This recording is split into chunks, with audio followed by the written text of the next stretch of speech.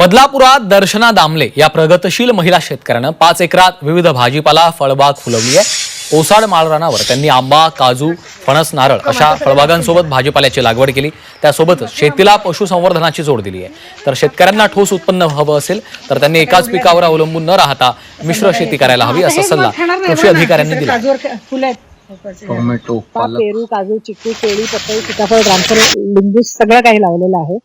त्या व्यतिरिक्त भात शेती आहे माझी इथे 1 एकर, 1 ते 1.25 एकर आणि भाजीपाला पण घरचा असतो। जवळजवळ सगळं म्हणजे मी इन हाऊस मध्ये केलेलं आहे। हळद घरची, तिखट घरचं, त्या व्यतिरिक्त मी इथे 5 kVA चा सोलार बसवलेला आहे आणि ते सगळं सोलारवरच आमचं लाईट आहे।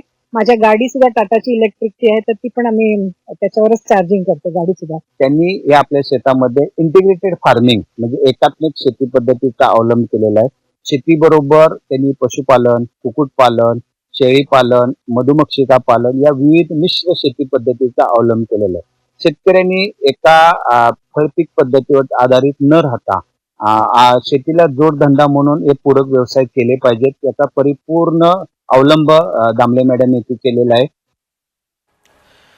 सोयाबीनसाठी प्रसिद्ध असलेल्या लातूर जिल्ह्यातील शेतकरी आता पर्यायी पिकांकडे वळू लागलेत। बदलत्या हवामानामुळे आणि सोयाबीन पिकाला योग्य भाव मिळत नसल्यामुळे शेतकऱ्यांना नुकसान सहन करावं लागतंय। त्यामुळे शेतकरी सोयाबीनऐवजी आता राजमा शेतीला प्राधान्य देत आहेत।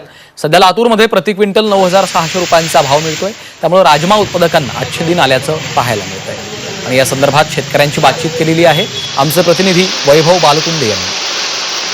सोयाबीनचा जो दर पाहायला गेला तर 4 ते 5 हजाराच्या आतमध्ये सोयाबीनचा दर आहे। त्यामुळे उत्तर महाराष्ट्रामध्ये जे राजमा पिकाची शेती केली जाते ती सुद्धा शेती आता लातूर जिल्ह्यामध्ये केली जाते। आपल्यासोबत शेतकरी आहेत, काय सांगाल की एकंदरीमध्ये सोयाबीन आणि राजमाचे जी दर पाहायला गेलं तर जे राजमाचे दर हे दुप्पट झालेले आहेत, त्यामुळे शेतकरी राजमा पिकाकडे वळत आहेत, काय सांगाल?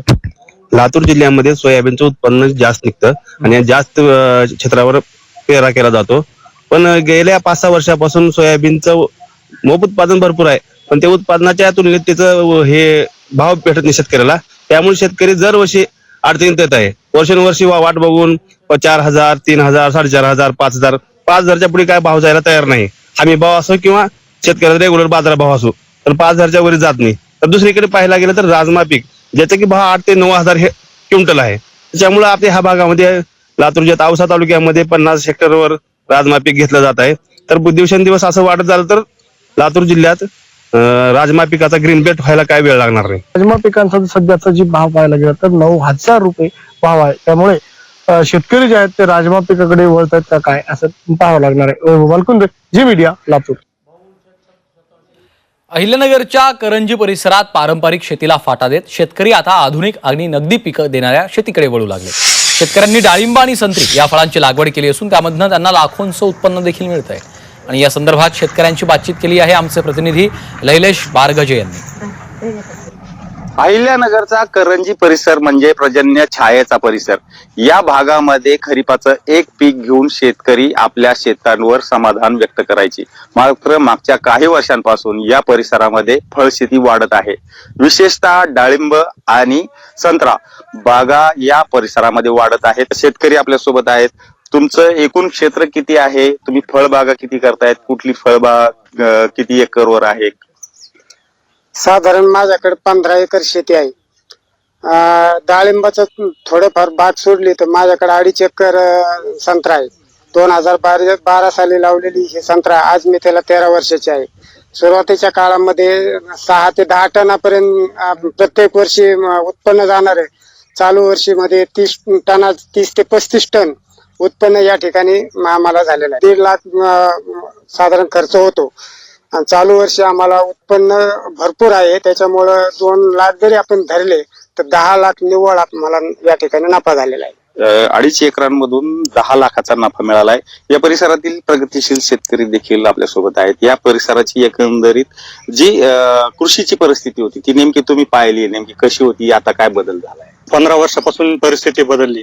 आमचे जे परिसरातील शेतकरी असतील ते फळबागा असतील, डाळिंबासारख्या म्हणा किंवा संत्र्यासारख्या फळबागा असतील तर त्याच्यात मधून चांगलं उत्पन्न घेऊ लागले। 2018 सालापासून लॉकडाऊन पिरियड मध्ये मी फळबागांचा व्यवसाय चालू केलाय आणि फळबाग घेत असताना परिसरातलाच भाग आमची क्वालिटी एकदम व्यवस्थित असल्यामुळं परिसरातल्याच भाग आम्ही मार्केटला घेऊन जातो. पुणे, मुंबई, केरळमध्ये फार माल जातो, केरळला काही माल देतो आणि आपल्या मालाला मुंबई आणि पुण्यामध्ये फार मागणी असते. लैलेश बारगजे, जी 24 तास, अहिल्यानगर.